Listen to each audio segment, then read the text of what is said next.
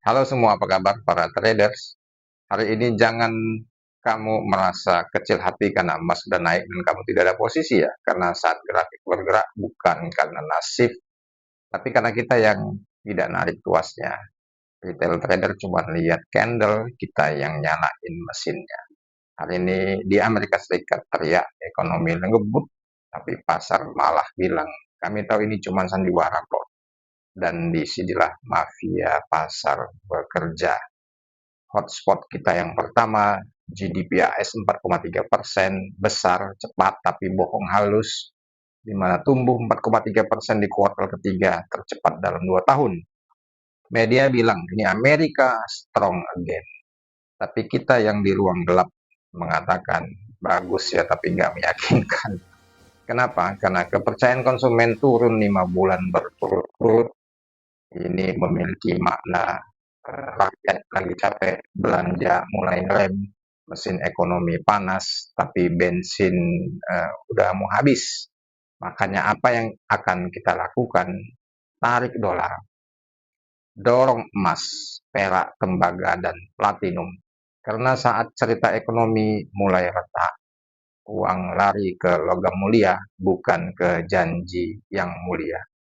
Dolar Amerika Serikat jebol di bawah level 98, ditutup di 97,90 minus 0,3%.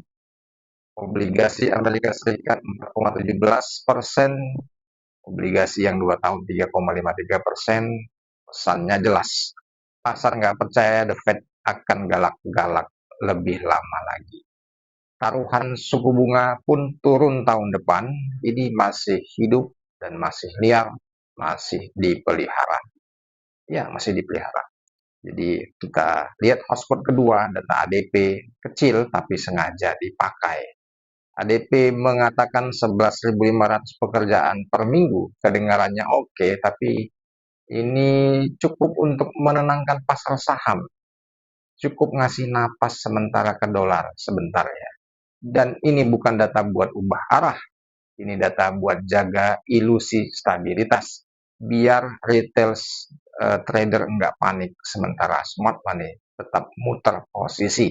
Efeknya, dolar dapat support tipis, saham-saham Amerika Serikat senyum tapi palsu, tapi logam mulia tetap hebat, tetap naik. Karena mafia tahu data tenaga kerja ini bukan mengubah cerita, tapi cuman figuran doang. Hotspot yang ketiga dari Jepang dan reaktor nuklir di Fujian dan yen halus dipijak ya. Jepang lagi bongkar reaktor nuklir di Fujian karena ada bocor air radioaktif, risiko paparan radiasi. Media Jepang mengatakan ya cukup terkendali. Pasar bilang kami nggak suka ketidakpastian karena ngomongnya begitu. Dampaknya yen melemah, risk sentimen ke Jepang retak, investor asing mulai mundur pelan-pelan tapi pasti. Ini bukan soal radiasi saja, ini soal kepercayaan. Dan saat kepercayaan bocor, mata uang ikut bocor. Kenapa semua logam cetak rekor tinggi? Emas, perak, tembaga, platinum, palladium.